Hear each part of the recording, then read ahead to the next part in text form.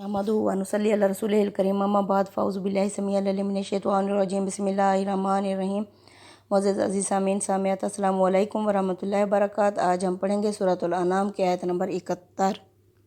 कुल अनदउ मिन दुनिल्लाहि मा ला यनफ़उना, कह दीजिए मोहम्मद सल्लल्लाहु अलैहि वसल्लम, क्या हम पुकारें मिन दुनिल्लाहि, अल्लाह को छोड़कर, मा ला यनफ़उना, उन्हें जो ना तो हमें नफ़ा दे सकते हैं, वाला यज़ुरूना, और ना ही हमें नुकसान या तकलीफ़ पहुँचा सकते हैं, व नुरद्दु अला अकाबिना, इस हालत में हम लौट जाएंगे पीठ पीछे यानी कुफर की हालत में, बादा, इसके बाद, इज़ हदान अल्लाहु, अल्लाह ने हमें हिदायत भी दे दी, कल्लज़ी, उस शख्स की तरह, जिस्तहवतहु शयातीनु, जिसे शैतान ने गुमराह कर डाला हो, फिल अर्ज़, ज़मीन में, हैरान, और वह हैरान और सरगर्दा हो, लहू असहाबून, जबकि उसके साथी, यदऊनहु, उसे बुला रहे हों, इलल हुदैना, हिदायत की तरफ के आ जा। कुल, कह दीजिए, इन्ना हुदल्लाहि हुवल हुदा, बेशक हिदायत वो है जो अल्लाह हिदायत देता है। उमिरना, और हमें हुक्म मिला है, लेनुसलिमा, कि हम मुसलमान बन जाएं, फरमा बरदार बन जाएं, झुक जाएं, ले रब्बिल आलमीन, तमाम जहानों के परवरदिगार के आगे। यानी मोहम्मद सल्लल्लाहु अलैहि वसल्लम से कह दो, क्या तुम हमें कहते हो कि हम अल्लाह के सिवा पुकारें उनको जो ना तो नफ़े के हक़ रखते हैं और ना ही नुकसान का।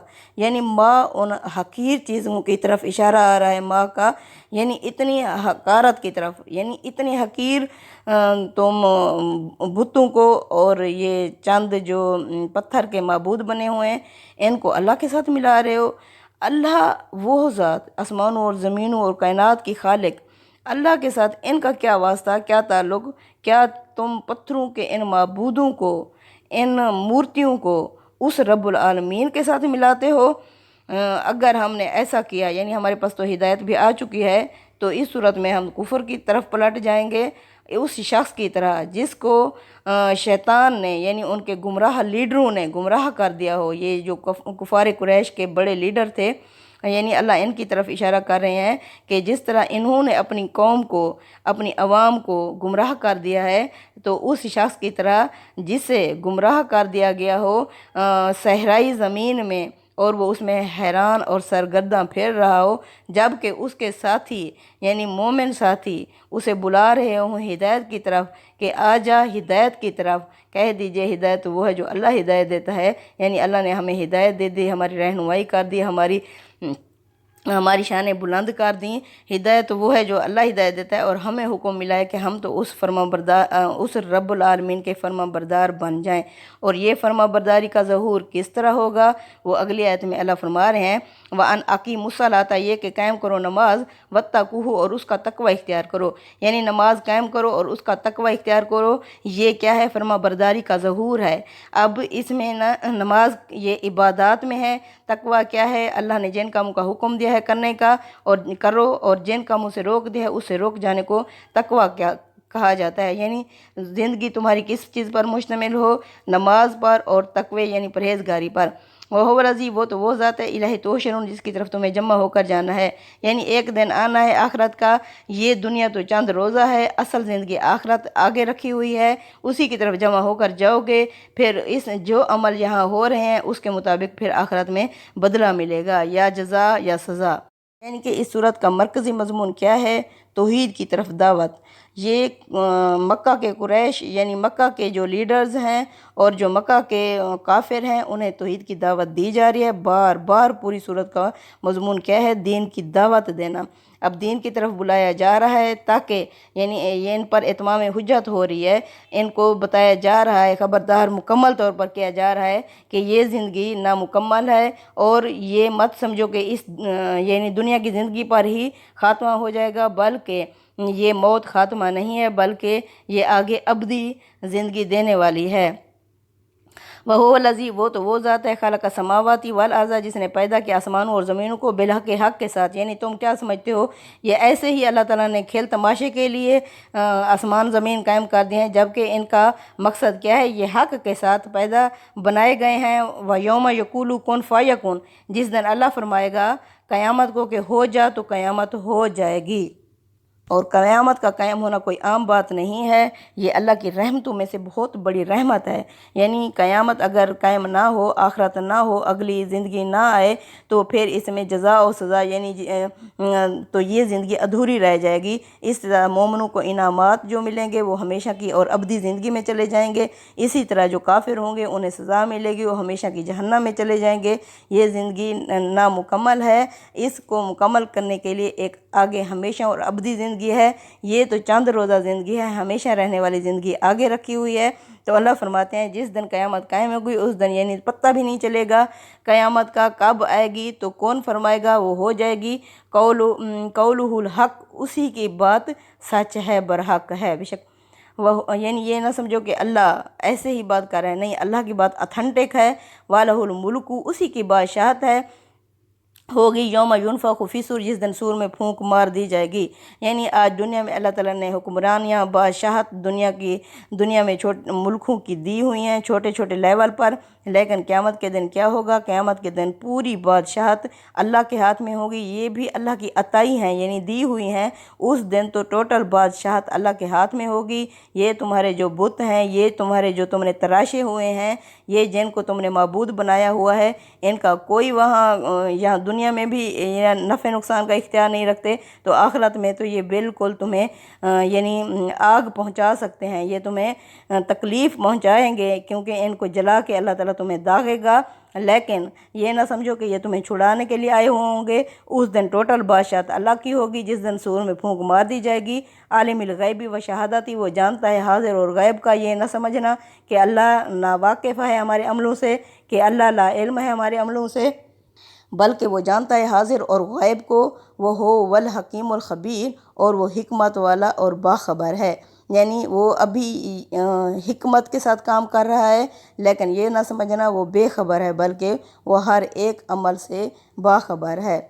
وَإِذْ قَالَ ابراہیم لِأَبِيهِ، اب اللہ تعالیٰ ان کفار قریش کو اللہ فرما رہے ہیں کہ محمد صلی اللہ علیہ وسلم انہیں ابراہیم کا بھی واقعہ سناؤ۔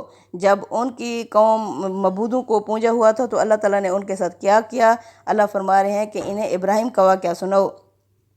وَإِذْ قَالَ ابراہیم، جب کہا ابراہیم نے لِأَبِيهِ اپنے باپ سے، آزر سے، اتتخذوا اصناما، کیا تم بناتے ہو بتوں کو، الہا معبود، انی اراکا، بے شک میں دیکھتا ہوں تمہیں، و قومک، اور تمہاری قوم کو، فی ضلال مبین، کھلم کھلا گمراہ۔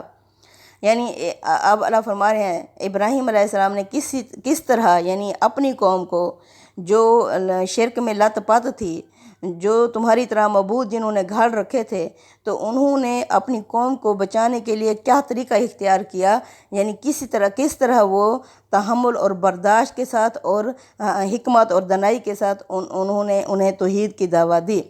اب یہ یہودی کیا کہتے تھے؟ یہودی کہتے تھے جو آزر تھا وہ ابراہیم علیہ السلام کا چچا تھا، وہ ان کے باپ نہیں تھے۔ تو اللہ تعالیٰ نے یہاں یہودیوں کو حضرت ابراہیم کے باپ کا نام لے کے بتایا ہے کہ آزر کون تھے؟ حضرت ابراہیم علیہ السلام کے والد تھے، جو نہ صرف بت تراش تھے بلکہ بت فروش بھی تھے اور بت پرست بھی تھے۔ کہ حضرت ابراہیم علیہ السلام نے اپنے ابا سے کیا کہا تھا؟ وَإِذْ قَالَ، اور یاد کرو وہ واقعہ جب کہا تھا ابراہیم نے لِأَبِيهِ اپنے باپ آزر سے، اتتخذوا اصناما، کیا تم بتوں کو، الہا اپنا معبود بناتے ہو، انی اراکا، بے شک میں دیکھتا ہوں تمہیں، و قومک، اور تمہاری قوم کو، فی ضلال مبین، کھلم کھلا گمراہ۔ وَكَذَلِكَ، اور اسی طرح، نوری ابراہیم، ہم نے دکھائی ابراہیم کو، ملکوت السماوات والارض، بادشاہت آسمانوں اور زمینوں کی، وَلِيَكُونَ مِنَ الْمُوقِنِينَ، تاکہ وہ ہو جائے یقین کرنے والوں میں سے۔ یعنی اللہ تعالیٰ نے حضرت ابراہیم علیہ السلام کو بادشاہت دکھائی آسمانوں اور زمینوں کی، اپنے کرشمے، اپنی قدرتیں دکھائیں۔ اب حضرت ابراہیم علیہ السلام یعنی یہ ہر انسان کا لیول ہوتا ہے سوچنے کا۔ اب حضرت ابراہیم علیہ السلام جب اللہ کی بنی ہوئی کوئی چیز دیکھتے تھے تو وہ ڈائریکٹ ان کا رابطہ کس سے ہو جاتا تھا؟ اللہ سے ہو جاتا تھا۔ اسی طرح یعنی اللہ تعالیٰ فرماتے ہیں میں نے انہیں حکمت اور سمجھ بوجھ دی۔ سمجھ بوجھ والا اور حکمت والا انسان کیا ہوتا ہے؟ جو اس خالق تک جا پہنچتا ہے اس کی مخلوق کو دیکھ کر۔ تو جس طرح ایک درخت کو دیکھ کے ہر ایک کی سوچ الگ الگ ہوتی ہے۔ کوئی کہیں گے کہ دیکھو اس کی کتنی ٹھنڈی چھاؤں ہے، اسی طرح ترخان کہے گا دیکھو اس سے کیا خوب فرنیچر بن سکتا ہے، اسی طرح پھل فروش کہے گا کیا پھل لگا ہوا ہے، اسی طرح یعنی ایک عاقل انسان کہے گا کیا شاہکار ہے، کیا اللہ کی قدرت ہے، تو یعنی وہ کہاں پہنچ جائے گا، اللہ تک پہنچ جائے گا۔ اسی طرح اللہ فرماتے ہیں آسمانوں اور زمینوں کو دیکھو اس میں نشانیاں ہیں اہل عقل کے لیے، یعنی اس طرح اللہ فرماتے ہیں ابراہیم علیہ السلام کو اللہ تعالیٰ نے اپنی بادشاہت کی، اپنی قدرت کے نظارے دکھائے، کیوں دکھائے؟ کیونکہ ان کا یقین بڑھ جائے اور وہ اس ہستی تک پہنچ جائیں، یعنی یقین کرنے والوں میں شامل ہو جائیں۔ تو حضرت ابراہیم علیہ السلام نے آپ اپنی قوم کو شرک میں لت پت دیکھا تو انہوں نے ایک عاقلانہ اور حکمت کے ساتھ انہیں شرک سے باہر نکلنے کی یعنی انہیں ترغیب سوچی۔ اسی طرح اب حضرت ابراہیم علیہ السلام اللہ فرما رہے ہیں فلما جن علیہ اللیل، پس جب چھا گئی علیہ اس پر لیل رات، رأى کوکبا، تو حضرت ابراہیم علیہ السلام نے ستارہ پرست یعنی جہاں لوگ بیٹھے ہوئے تھے وہاں یعنی حضرت ابراہیم علیہ السلام نے ستارے کو دیکھا کہ یہ پونج رہے ہیں، کالا، تو حضرت ابراہیم علیہ السلام یہ بھی وہاں بیٹھ گئے۔ تو حضرت ابراہیم علیہ السلام نے کیا کہا؟ ہاذا ربی، یہ میرا رب ہے، یعنی جہاں پونج رہے تھے تو یہ نہیں کہا کہ یہ تم غلط کام کر رہے ہو، یہ تم کیا کر رہے ہو، بلکہ حضرت ابراہیم علیہ السلام بھی ستارہ پرست لوگوں میں بیٹھ گئے اور کہا یہ میرا رب ہے۔ فلما آفلا، پس جب ستارے ڈوب گئے، کالا، تو کہا حضرت ابراہیم علیہ السلام نے لا احب الآفلین، میں نہیں پسند کرتا ڈوب جانے والوں کو۔ یعنی حضرت ابراہیم علیہ السلام اس طرح لگاتار کچھ دن جاتے رہے تو پھر کیا ہوا، جب وہ سارے ڈوب گئے تو پھر حضرت ابراہیم علیہ السلام نے جب یہ کہا کہ میں نہیں پسند کرتا ڈوب جانے والوں کو، اسی طرح قوم کے لوگ بھی دل میں پلٹے، یعنی کہ جو اپنے طلوع اور غروب کا بھی اختیار نہیں رکھتا وہ میرا رب کس طرح ہو سکتا ہے۔ تو اس طرح قوم کے لوگوں نے بھی سوچا کہ ابراہیم کی بات تو ٹھیک ہے۔ پھر حضرت ابراہیم علیہ السلام یعنی چوپال میں لوگ بیٹھے ہوتے تھے، کوئی کس کو پونج رہا ہوتا تھا، کس کی خوبیاں بیان کر رہا ہوتا تھا، تو حضرت ابراہیم علیہ السلام کچھ دنوں کے بعد فلما راء القمر، جب انہوں نے دیکھا چاند کو بازغاً چمکتا ہوا، کالا، تو حضرت ابراہیم علیہ السلام نے فرمایا ہاذا ربی، یہ میرا رب ہے۔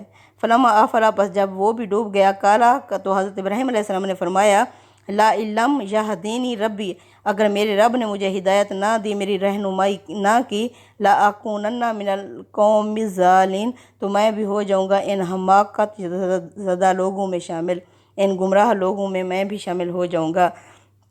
یعنی اب جہاں چاند پونجا جا رہا تھا، حضرت ابراہیم علیہ السلام وہاں صرف کس لیے بیٹھے؟ تاکہ یہ قوم کو بتائیں کہ تم لوگ کیا بے وقوفانہ حماقتوں والے کام کر رہے ہو، اس ذات کو چھوڑ کر تم اس کے بنائی ہوئی چیزوں کے پیچھے بھاگ رہے ہو۔ تو اس طرح حضرت ابراہیم علیہ السلام نے انہیں توحید کی طرف رہنمائی کی۔ فلما رأى الشمس بازغۃ، جب دیکھا کہ سورج کو چمکتا ہوا، کالا، حضرت ابراہیم نے فرمایا ہاذا ربی، یہ میرا رب ہے، ہاذا اکبر، یہ ہے بھی بڑا۔ فلما آفلت، پس جب وہ ڈوب گیا، کالا، تو حضرت ابراہیم علیہ السلام نے فرمایا یا قومی، اے میری قوم، انی بری مما تشرکون، میں تو بری و ذمہ ہوں، میرا کوئی واسطہ اور تعلق ہی نہیں ہے اس شرک سے جو تم کرتے ہو۔ یعنی اس طرح آ کر انہوں نے توحید کا اعلان کر دیا تاکہ قوم کو بھی اندازہ ہو کہ کیا ہے اللہ، وہ ذات، یعنی یہ کن چیزوں کو تم پونج رہے ہو، اس ذات کے مد مقابل ٹھہرا رہے ہو، وہ جو خالق کائنات، مالک ارض و سماء ہے، جس کی بادشاہت، جس کی قدرتیں، جس کے کرشمے ایک ایک چیز میں نظر آ رہے ہیں۔ انہوں نے کہا کہ میرا واسطہ نہیں ہے ان مشرکوں سے، جو ان شرکوں سے جو تم کر رہے ہو۔ انی وجہت وجہی للہ، میں نے اپنا آپ جھکا لیا، میں نے تو اپنا چہرہ جھکا لیا للذی، اس ذات کی طرف، فاطر السماوات والارض، جس نے پیدا کیا آسمانوں اور زمینوں کو، حنیفاً، یکسو ہو کر، یعنی میرا ان سے کوئی تعلق نہیں ہے، میں اللہ ہی کی ذات کی طرف اپنے آپ کو میں نے جھکا لیا، میں یکسو ہو گیا ہوں، میں کوئی شرک نہیں کر رہا، میں اپنے آپ کو ہر شرک سے الگ کر کے اللہ کی طرف ہو رہا ہوں۔ وما انا من المشرکین، اور میں نہیں ہوں مشرکین میں سے۔ یہ کیا اتھینٹک طریقہ تھا حضرت ابراہیم علیہ السلام کا اپنی قوم کو توحید کی دعوت دینے کا۔ یعنی اللہ فرما رہے ہیں محمد صلی اللہ علیہ وسلم، آپ بھی ان لیڈروں سے کہہ دو، ان کفار قریش سے کو بتا دو کہ کس طرح حضرت ابراہیم علیہ السلام نے اپنی قوم کی خیر خواہی چاہی، کس طرح انہوں نے اپنی قوم کو دین کی دعوت دی، کس طرح انہوں نے اتھینٹک طریقے سے پہنچایا، لیکن کیا ہوا، ان کی قوم نے کیا ریاکشن، کیا رد عمل کیا۔ یہ آپ کی قوم بھی اس طرح کر رہی ہے، یعنی انہیں نہیں پتہ یہ کتنی بڑی نعمت ہے رسول اور قرآن کا آ جانا یہ کتنی بڑی نعمت ہے، اور تمہارے اندر سے ایک رسول کا مبعوث ہونا اور پھر انہیں دین کی تمہیں دعوت دینا، یہ ایک کتنی بڑی اللہ تعالیٰ کی عنایت ہے تم لوگوں پر، اور تم لوگ کیا کر رہے ہو۔ تو حضرت ابراہیم علیہ السلام نے اپنی قوم کی اتنی خیر خواہی چاہی، لیکن قوم نے کیا کیا؟ وَحَجَّهُ قَوْمُهُ، جھگڑی اس سے، حضرت ابراہیم علیہ السلام سے اس کی قوم، یعنی رد عمل کے طور پر وہ جھگڑی حضرت ابراہیم علیہ السلام سے۔ کالا، تو حضرت ابراہیم علیہ السلام نے کہا، آتحاجونی، کیا تم مجھ سے جھگڑتے ہو فی اللہ، اللہ کے بارے میں، وقد ہدان، جبکہ وہ مجھے ہدایت دے چکا ہے۔ یعنی کیا تمہارے اس جھگڑوں سے تم کیا سمجھو، تو مجھے اللہ کی توحید سے ہٹا دو گے، جبکہ اللہ مجھے ہدایت دے چکا ہے، اللہ تعالیٰ مجھے وہ کرشمے، وہ قدرتیں دکھا چکا ہے جو ایک عاقل آنکھ دیکھ سکتی ہے اللہ کے حکم سے۔ وَلَا أَخَافُ مَا تُشْرِكُونَ، میں نہیں خوف رکھتا ان سے جو تم شریک ٹھہراتے ہو۔ یعنی کیا کرتے ہیں، ہر جو انسان ہوتا ہے وہ اپنے معبودوں سے، باطل معبودوں سے ڈرانا شروع کر دیتا ہے کہ ہمارے باطل معبودوں کی تمہیں یہ پڑے گی، وہ بد دعا لگے گی، اس طرح کی۔ حضرت ابراہیم علیہ السلام نے فرمایا، مجھے مت ڈراؤ، میں نہیں ڈرتا ان تمہارے ان شریکوں سے، بھی ان سے، یعنی الا یشاء ربی شیئا، ہاں اگر میرا رب کچھ بھی کرنا چاہے، کچھ بھی دینا چاہے، یعنی ٹوٹل اختیار میرے رب کے ہاتھ میں ہے، اگر وہ مجھے تکلیف یا پریشانی یا خوشحالی دینا چاہے تو وہ میرے رب کے پاس ہے۔ وَأَسِعَ ربی کُلَّ شَیْءٍ علما، میرے رب کا علم ہر چیز پر چھایا ہوا ہے۔ یعنی یہ نہ سمجھو کہ اللہ غافل ہے تمہارے ان معبودوں کی بد دعا سے مجھے کوئی کچھ ہو جائے گا، میرا رب جانتا ہے تم لوگ کیا کر رہے ہو اور میں نے کیا کیا ہے۔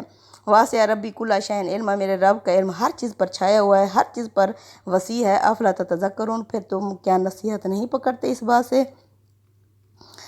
بجائے اس کے کہ وہ ایمان لے آتی، بجائے اس کے کہ وہ سمجھ جاتی قوم، لیکن وہ الٹی حضرت ابراہیم علیہ السلام کے پیچھے پڑ گئی۔ یعنی اسی طرح ہوا ہر رسولوں کے ساتھ۔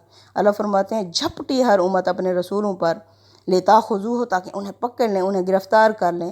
جو بھی خیر خواہ آتا ہے تو کیا ہوتا ہے، قوم کے لوگ اسی طرح رد عمل دکھاتے ہیں۔ یعنی کوئی ایماندار لیڈر کو اور کوئی سچے آدمی کو برداشت ہی نہیں کر سکتا۔ جو بھی نبی آیا ان کی امتوں نے اس طرح کے سلوک کیے اپنے نبیوں کے ساتھ۔ یعنی جو بھی اللہ فرماتے ہیں خیر خواہی کی دعوت دیتا ہے تو یہ جھپٹ پڑتے ہیں کہ انہیں گرفتار کریں اور انہیں پکڑ لیں، انہیں تکلیفیں پہنچائیں۔ کیوں؟ وہ تو خیر خواہی کر رہے ہوتے ہیں اللہ کی طرف سے۔ اب اللہ فرماتے ہیں، یہ نہ سمجھو اللہ کا علم ہر چیز پر چھایا ہوا ہے، یہ تم ہو جو نصیحت نہیں پکڑتے۔ وَكَيْفَ أَخَافُ مَا أَشْرَكْتُمُونَ، اور میں کیسے خوف رکھوں، میں کیسے ڈروں ان سے، مَا أَشْرَكْتُمْ، جو تم شریک ٹھہراتے ہو۔ یعنی تم اتنی بڑی ہستی، وہ ذات، آسمانوں اور زمینوں کی پیدا کرنے والی ذات سے تم لوگ نہیں ڈرتے، تو میں تمہارے ان چند بتوں سے، ان پتھر کے معبودوں سے جن کو خود ہی تم نے تراش رکھا ہے، تو میں کیسے ڈر سکتا ہوں۔ وَلَا تَخَافُونَ أَنَّكُمْ، اور تم نہیں خوف کرتے، أَنَّكُمْ، اس وقت، أَشْرَكْتُمْ بِاللَّهِ، جب تم اللہ کے ساتھ شریک ٹھہرا رہے ہوتے ہو، مَا لَمْ يُنَزِّلْ بِهِ عَلَيْكُمْ سُلْطَانًا، جس پر اللہ تعالیٰ نے کوئی سند، کوئی دلیل نازل نہیں کی۔ ہر نبی شرک کو ختم کرنے آیا تھا، اور عوام کیا ہوتی ہے، قوم کیا ہوتی ہے، اسی شرک کو پونجنا شروع کر دیتی ہیں۔ اب انہوں نے اپنے وہ گھڑ رکھے تھے پتھروں کے معبود، یہاں کیا ہوتے ہیں، مزارات، آسمانوں تک باتیں کر رہے ہیں، مزارات بنا کے پھر ان کے آگے جھکنا، دعائیں کرنا۔ یعنی اللہ تعالیٰ نے زندہ لوگوں کے لیے نعمتیں پیدا کی ہیں، نہ کہ مردوں کے لیے۔ اللہ فرماتے ہیں، انہوں نے جو عمل کیا ان کے کم وہ آئے گا، جو تم کرو گے تمہارے کم وہ آئے گا۔ تم سے نہیں پوچھا جائے گا وہ کیا کرتے رہے تھے، تم اپنے عمل کرو، شرک کو ختم کرو۔ شرک کے خاتمے کے لیے ہر رسول آیا تھا، نہ کہ شرک کو، یعنی ملک کو شرک کا اڈا بنا دو۔ تو اللہ فرماتے ہیں، جس پر اللہ نے کوئی سند، کوئی دلیل ہی نازل نہیں کی کہ میں نے ان ہستیوں کو، ان لوگوں کو بھی اپنے ساتھ بادشاہت میں شراکت دے دی ہے، ان پر تو اللہ نے کوئی سند، کوئی دلیل نازل نہیں کی۔ اللہ تعالیٰ نے تو ہمیں دین ابراہیم کی طرف وہ کیا ہے کہ دین حنیفہ کی پیروی کرو، دین حنیفہ کی پیروی کرو، جو یکسو تھے، جو مشرکین میں سے نہ تھے۔ اللہ تعالیٰ تو ہمیں توحید کی دعوت دے رہے ہیں، نہ کہ شرک کی۔ اب اللہ فرما رہے ہیں، فَأَيُّ کینی احق و بالامن، ان دو گروہوں میں سے کون ہے جو امن کا زیادہ حق رکھتا ہے؟ یعنی ایک طرف حضرت ابراہیم علیہ السلام تھے، دوسری طرف کافر تھے۔ اب ادھر ایک طرف اللہ کے رسول صلی اللہ علیہ وسلم ہیں، دوسری طرف مکہ کے کافر ہیں۔ تو اللہ فرماتے ہیں ان دونوں فریقوں میں سے کون ہے جو زیادہ حقدار ہے امن کا، سکون کا، جنت کا؟ ان کنتم تعلمون، اگر تم جانو۔ الذین آمنوا، وہ لوگ، اب کون ہے حقدار؟ وہ لوگ جو ایمان لائے۔ ولم یلبسوا ایمانہم، جنہوں نے نہیں لت پت کیا، نہیں ملایا اپنے ایمان کو بے ظلم شرک کے ساتھ۔ اولئک لہم الامن، یہی لوگ ہیں جن کے لیے امن ہوگا، جن کے لیے سکون ہوگا، جن کے لیے جنت ہوگی۔ وہم مہتدون، اور یہی لوگ ہیں جو ہدایت یافتہ ہیں۔ یعنی ایسے لوگ جو ایمان لائے، جنہوں نے اپنے ایمان کو شرک کے ساتھ خراب نہیں کیا، یہی لوگ ہیں جو امن کے حقدار ہیں، اور یہی لوگ ہیں جو اللہ کے ہاں ہدایت یافتہ ہیں۔ اللہم ربنا جعلنا منہم برحمتک، ربنا تقبل منا انک انت السمیع العلیم وتب علینا انک انت التواب الرحیم، وصلی اللہ تعالی علی خیر خلقہ محمد وعلی آلہ وصحبہ اجمعین برحمتک یا ارحم الراحمین یا ارحم الراحمین۔